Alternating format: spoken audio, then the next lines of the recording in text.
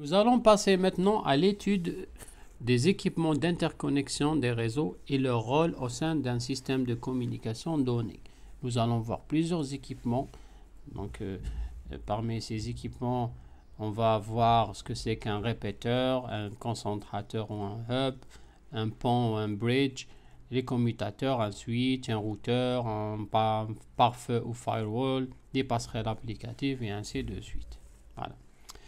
Et donc, nous avons vu précédemment que les équipements réseau en matière de couches du modèle OSI, ils n'ont pas tous le même nombre de couches.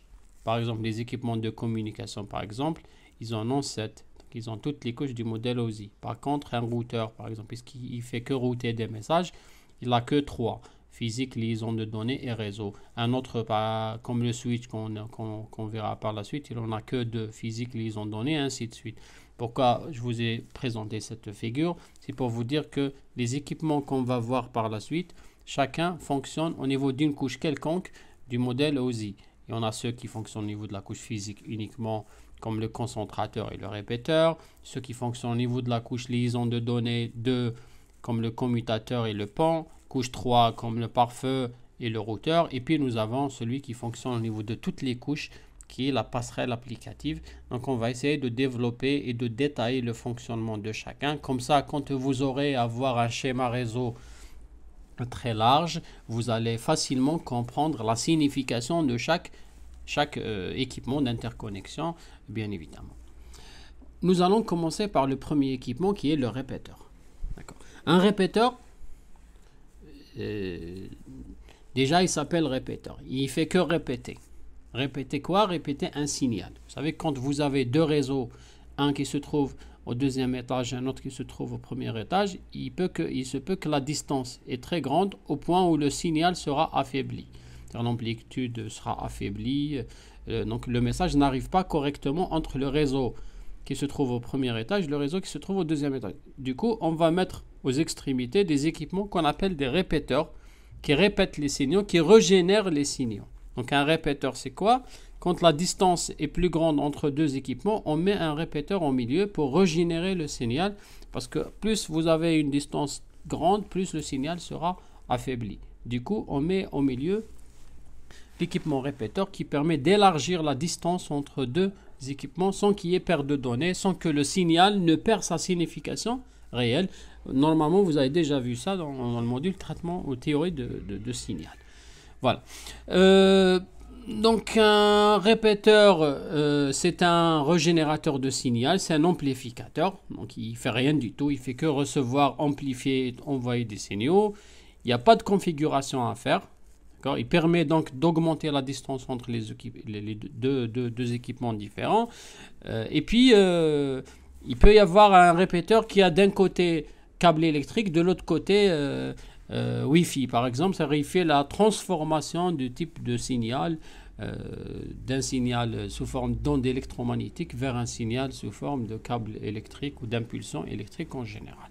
Donc ça, c'est un répéteur, donc il fait que répéter un signal. D'accord ? Le deuxième équipement à voir, c'est le hub ou bien le concentrateur. On l'appelle aussi répétiteur. Pourquoi? Parce que c'est un répéteur qui a plusieurs entrées. Il a le même rôle qu'un répéteur, mais au lieu d'avoir deux côtés, il en a plusieurs. D'accord? Il fait quoi ce répéteur? Il transfère toutes les informations d'entrée sur toutes les sorties. Par exemple, quand la machine 1 veut contacter le robot, le bras robotique RB1, donc le message, il rentre de ce côté-là, il sort de tous les côtés. Donc il répète le signal partout, comme si il a un bus à l'intérieur. Vous vous rappelez la topologie en bus? Dans une topologie en bus, ça fonctionne en mode diffusion. Donc quand quelqu'un envoie, c'est tout le monde qui reçoit l'information. D'accord? Donc un hub, c'est un répétiteur, ça veut dire qu'il répète une entrée vers toutes les sorties. Bon, à part, bien sûr, il ne va pas envoyer le signal d'où est-ce qu'il a été envoyé. Donc, il rentre PC1, il sort partout, PC2, PC3, PC4, PC5, PC6, PC7 et RB1, alors que PC1, il voulait parler uniquement avec le robot, mais tout le monde a reçu l'information. C'est le fonctionnement du hub. Ça veut dire quoi? Ça veut dire que le canal de communication, il est partagé. C'est le mode diffusion. D'accord? On ne peut pas avoir plusieurs communications en même temps. Donc le hub, il n'a aucune mémoire à l'intérieur. Il reçoit d'un côté, il envoie sur tous les côtés à la sortie. D'accord? Si jamais, par exemple, le PC6 envoie à PC2, pareil, le message, il rentre, il sort de tous les côtés. Même PC2, quand il répond, ça rentre et ça sort de tous les côtés. C'est pour dire que tout le monde va entendre la communication, même si les machines ne sont pas concernées par cet envoi d'informations.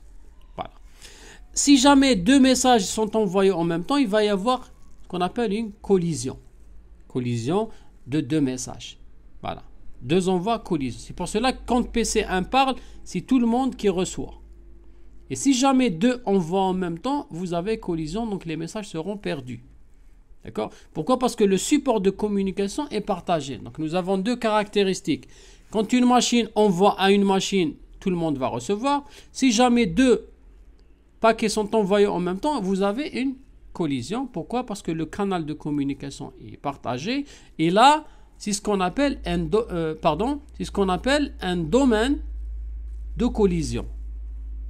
C'est un domaine de collision. Pourquoi? Parce que il y a des collisions dans le réseau si jamais vous avez plusieurs envois d'informations. Donc il n'y a aucune adresse utilisée, ni adresse MAC, ni adresse IP, ni port. Pourquoi? Parce que le fait de recevoir et d'envoyer sur tous les côtés, on n'a pas besoin d'avoir un système d'adressage.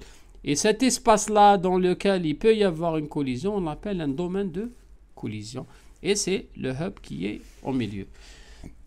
Dorénavant, le domaine de collision, on va le représenter sous forme d'un cercle en bleu parce qu'il va y avoir d'autres domaines à développer par la suite. D'accord? Ce qu'il faut savoir aussi, que le domaine de collision fonctionne en mode half duplex, comme on avait dit précédemment. D'accord? C'est pour cela qu'il faut avoir à un instant donné un seul équipement qui parle, on ne peut pas avoir plusieurs. Il faut savoir aussi que le bus et le Wi-Fi fonctionnent aussi en un seul domaine de collision parce qu'ils fonctionnent aussi en half duplex. C'est-à-dire quand quelqu'un parle, les autres, tout le monde va écouter. Et si jamais deux envoient en même temps, il y a collision, donc les messages seront perdus. Ça, c'est le domaine de collision. Rappelez-vous bien, un domaine de collision, c'est un domaine dans lequel il y a des équipements qui se partagent le même support de communication. Il faut avoir un seul qui parle et tout le monde va recevoir l'information, même si tout le monde ne sont pas concernés par la destination. D'accord? Voilà, donc ça, c'est le rôle d'un hub. Maintenant, le rôle d'un pont. Qu'est-ce que c'est qu'un pont? Un pont, c'est à peu près la même chose qu'un pont dans la réalité, dans le système routier. Bon, quand on utilise un hub ou un bus ou Wi-Fi, vous avez que des diffusions, c'est-à-dire que des messages qui sont envoyés tout le temps vers tous les équipements, même si les équipements ne sont pas concernés, ça ne les intéresse pas les données, mais puisque le support de communication est partagé, donc ils vont recevoir cette information. On peut améliorer ce système-là dans le cas où nous avons notre bus qui fonctionne en mode diffusion. Vous avez par exemple cette machine-là qui communique souvent avec celle-ci. Et cette machine communique souvent avec celle-ci. Pour éviter à chaque fois d'avoir des collisions et d'avoir à entendre des messages qui ne nous intéressent pas, on place au milieu un pont. Un pont, c'est un équipement qui permet de diviser un domaine de collision en deux domaines de collision différents. Donc là, quand on met un pont au milieu, nous avons un domaine de collision à part et un deuxième domaine de collision à part. Ça veut dire que cet ordinateur peut envoyer en même temps que celui-là. Pourquoi? Parce que quand ça arrive au pont, le pont il va bloquer cette diffusion, il ne la laisse pas passer de l'autre côté, sauf si le message est destiné à l'autre côté. D'accord? Dans cet exemple, je vais vous montrer comment fonctionne un pont. Regardez, donc un pont déjà, il a une mémoire. On commence déjà à avoir une mémoire, ça veut dire qu'il est configurable. Il utilise des adresses MAC physiques parce qu'il fonctionne au niveau de la couche liaison de données. C'est là où se trouvent les adresses MAC. Donc, dans sa mémoire, ce pont-là, qu'est-ce qu'il a? Il a une table dans laquelle il va enregistrer les informations suivantes. Il va dire, donc, PC1, PC2, PC3 se trouvent à droite, à ma droite. D'accord? Et PC4, PC5 et PC6 se trouvent à gauche. Comme ça, regardez, si deux envoient en même temps On peut avoir, donc là, si vous avez deux messages d'un côté, deux messages de l'autre côté, il va y avoir une collision, bien évidemment. Mais on peut avoir en même temps, d'accord, PC1 et PC4 qui envoient des données sans qu'il y ait de problème. Pourquoi? Parce que vous avez le pont ici. Si la machine de destination se trouve à droite, par exemple PC1 veut parler avec PC3, donc l'information bien sûr elle va dans tous les côtés, mais quand elle arrive au pont, le pont il va dire que PC3 il se trouve toujours à ma droite, donc pourquoi je vais donner le message à gauche? Je ne vais pas le laisser passer à gauche. Sauf si la machine 1 veut parler avec la machine 6, il va voir le pont que la machine 6 se trouve à gauche, là il va laisser le message passer à gauche. Mais on utilise un pont pour diviser un domaine de collision dans lequel il y avait des collisions partout, en deux domaines de collision différents pour permettre aux machines qui parlent très souvent d'être en communication séparément par rapport à un autre domaine de collision et bien évidemment éviter d'avoir la surcharge du réseau. Parce qu'imaginez si vous avez 1 million de machines qui se trouvent dans un même domaine de collision et qu'il faut attendre à chaque fois son tour pour pouvoir communiquer parce que si j'envoie en même temps il y a collision. Donc on sépare ce domaine de collision en deux domaines de collision différents par ce qu'on appelle un pont configurable. Voilà.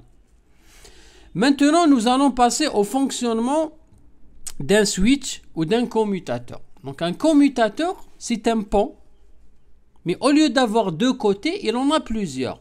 C'est comme si qu'un hub. Un hub, c'est un répéteur qui a plusieurs ports. D'accord? Un switch, pardon, c'est un pont qui a plusieurs interconnexions. D'accord? C'est un pont multiport.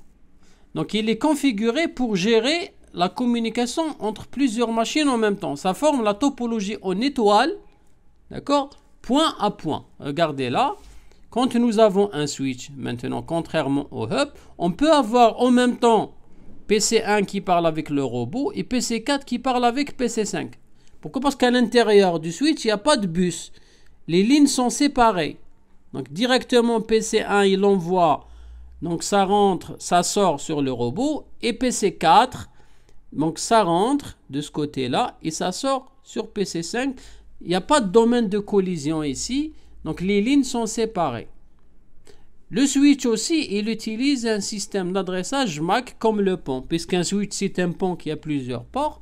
Donc automatiquement, il va y avoir des communications simultanées sans qu'il y ait des collisions dans le réseau. Ça veut dire ce qu'il faut retenir ici, c'est que le switch fonctionne en full duplex. Contrairement au hub et Wi-Fi et bus qui fonctionnent en half duplex. D'accord? Donc, dans un switch quelconque, vous avez plusieurs domaines de collision. Chaque port, c'est un domaine de collision à part. Le pont, puisqu'il n'avait que deux entrées, donc il avait deux domaines de collision séparés. Un switch, il a autant de domaines de collision que le nombre de ports dont il dispose. D'accord? Là, nous avons, quand vous avez un switch qui a 5 ports, ça veut dire qu'il y a 5 domaines de collision différents. D'accord? Donc, il n'y a pas de collision. Quand celui-là, il peut envoyer à celui-là en même temps que celui-là envoie à celui-là. Voilà. Maintenant, qu'est-ce qu'il y a dans le switch, dans la mémoire du switch? Qu'est-ce qu'il y a dans la mémoire du switch? Bon, rappelez-vous, le pont, il avait gauche ou droite plus adresse MAC. Mais puisque le switch, il a plusieurs entrées, il a plusieurs ports, donc dans son fonctionnement de base, qu'est-ce qu'il a? Il a le port et la machine représenté par son adresse MAC. Par exemple, les ports numérotés ici, donc 2, 3, 4, donc 1, 2, 3, 4, 5, 6, 7, 8, 9. Donc 1, il est vide. 2, il est branché à la machine 1. Donc vous avez le port 2, il y a la machine 1 avec MAC 1. Le port 3, ici, il est branché au PC2. Le port 3 est branché au PC2 avec MAC 2 et ainsi de suite. Comment il apprend à remplir cette table-là? Imaginez que vous avez une nouvelle machine qui vient d'être branchée au switch sur le port numéro 1. Quand cette machine envoie une information, donc dans l'information, il y a MAC source et MAC destination. Le switch, il va regarder, il va dire que je viens de recevoir une donnée sur mon port numéro 1. Donc je le rajoute à la table. qui a comme MAC source MAC X. Donc je vais rajouter dans ma table pardon, que mon port numéro 1 est branché à la machine PCX avec l'adresse MAC X. Donc il fait l'apprentissage. Au début, quand la table elle est vide, il fonctionne comme un hub en mode diffusion. Mais dès qu'il commence à connaître les machines quand elles envoient des données sur le port, il récupère leurs adresses MAC source qui va remplir sur sa table et dire sur mon port numéro 4, donc 1, 2, 3, 4, qu'est-ce que j'ai? J'ai la machine 3 avec MAC 3. Donc port 4, machine 3, MAC 3. Donc il a une mémoire qui va lui permettre d'apprendre. C'est pour cela que avec le switch, il n'y a pas de collision. Il connaît l'adresse branchée à chaque port. Alors que le hub n'avait aucune mémoire. C'est pour cela que dès qu'il reçoit une donnée sur un port, il l'envoie sur tous les ports sans se casser la tête. Le switch, il se casse la tête parce qu'il a une mémoire dans laquelle il apprend l'emplacement de différentes machines. Bien sûr, ce n'est pas toujours des machines qui sont branchées à des ports. On peut avoir sur un port donné un autre switch. C'est-à-dire, parce que dans une entreprise, vous avez plusieurs switches qui sont cascadés dans ce qu'on appelle des armoires de brassage. D'accord? Mais bon, ce qu'il faut retenir, c'est qu'un switch dans son port, dans le même port, il peut être branché à un autre switch. Donc, c'est très facile. Dans ce port-là, qui est le port 2 par exemple, port numéro 2, il a MAC 1, MAC 2, MAC 3. Quand on voit que sur un même port, nous avons plusieurs machines, donc on va dire, oh d'accord, c'est clair. Donc ce port-là, il n'est pas branché directement à une machine, mais il est branché à un autre switch ou commutateur qui branche des machines. C'est pour cela que sur 2, vous avez 1, 2 et 3. Ça veut dire que sur 2, vous avez un autre switch qui permet de brancher 1, 2 et 3. Et l'autre switch, il a sa propre table, celui-là sa propre table, celui-là aussi, ainsi de suite. C'est-à-dire chaque switch, dans sa mémoire, il a cette table MAC qui va lui permettre de connaître l'adresse MAC d'une machine branchée à son port donné. C'est pour cela que quand il fonctionne de manière plus propre et plus claire. Voilà. Donc, on résume la situation. Nous avons un domaine de collision qui se trouve à gauche. C'est quand vous avez un hub, un bus ou Wi-Fi. Ces deux envoient en même temps, il y a collision. Et quand quelqu'un envoie, c'est tout le monde qui va recevoir. Ça, c'est un seul domaine de collision. À droite, nous avons des communications simultanées. Ça veut dire qu'en même temps, celui-là envoie et celui-là envoie et ça passe normalement. C'est quand vous avez un pont ou bien un switch. D'accord? Voilà, donc un switch comme celui-là. Donc dans le premier exemple à gauche, ça représente un seul domaine de collision. Alors qu'à droite, vous avez 4 domaines de collision différents. D'accord? Un de chaque côté. Pourquoi? Parce qu'il y a des communications simultanées. D'accord? Voilà. Donc, ça, nous avons à gauche un seul domaine de collision. Et à droite, nous en avons 4. 4 quand vous avez switch ou pont. Un seul quand vous avez hub, bus, Wi-Fi. Rappelez-vous, quand une machine veut communiquer avec une autre, quand vous êtes en un seul domaine de collision, c'est tout le monde qui va recevoir. Mais quand vous êtes dans plusieurs domaines de collision, c'est uniquement la machine concernée qui va recevoir. Le paquet en rouge est destiné à cette machine. Donc, il rentre, il sort, il rentre au switch, il va à la machine sans qu'il soit visualisé par les autres machines. D'accord? Ça, c'est que une machine voulait contacter une seule machine et tout le monde a reçu. Un domaine de collision. Une machine a voulu connecter ou communiquer avec une seule autre machine, le message y rentre, il sort, c'est que vous avez plusieurs domaines de collision. Maintenant, nous allons aborder un autre concept, c'est dans le cas où une machine, elle ne veut pas connecter ou elle ne veut pas communiquer avec une seule, mais elle veut communiquer avec plusieurs. C'est ce qu'on appelle un domaine de diffusion. Un domaine de diffusion, c'est un domaine dans lequel vous voulez diffuser. Rappelez-vous, adresse IP de destination, adresse de diffusion. Vous dites tout le monde. Ce n'est pas unicast. D'accord? Unicast, ça veut dire que vous voulez communiquer avec une seule machine. Dans un domaine de collision, je voulais parler avec une seule machine. Ah, mais tout le monde a entendu ce que j'ai dit. Et si je voulais communiquer avec une seule machine, d'accord, j'ai communiqué avec la machine uniquement sans qu'il y ait tout le monde qui recevra cette information. Maintenant, diffusion, c'est autre chose. Je veux communiquer avec tout le monde, pas avec une seule machine. D'accord? Avec tout le monde, revient à dire quoi? Revient à dire adresse de diffusion. Que ce soit avec pont, switch, hub, etc. Quand je dis tout le monde, c'est tout le monde qui va recevoir. C'est ce qu'on appelle un domaine de diffusion. Donc, dorénavant, un domaine de diffusion sera représenté par le cercle en rouge. C'est un domaine dans lequel toutes les machines reçoivent ma diffusion. Donc, quand je dis EO, toutes les machines qui vont écouter ce EO font partie du même domaine de diffusion que moi. Un domaine de diffusion égale un LAN, égale un réseau local.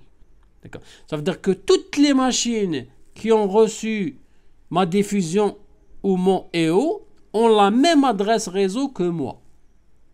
D'accord. Quand on parle des adresses IP, donc toutes les machines qui font partie d'un même domaine de diffusion font partie d'un même réseau que moi-même. Voilà ce que ça veut dire un domaine de diffusion. C'est moi qui voulais diffuser. Donc, tout le monde qui m'écoute font partie du même réseau que moi. Ça veut dire qu'ils ont la même adresse réseau, pareil que moi-même. Voilà.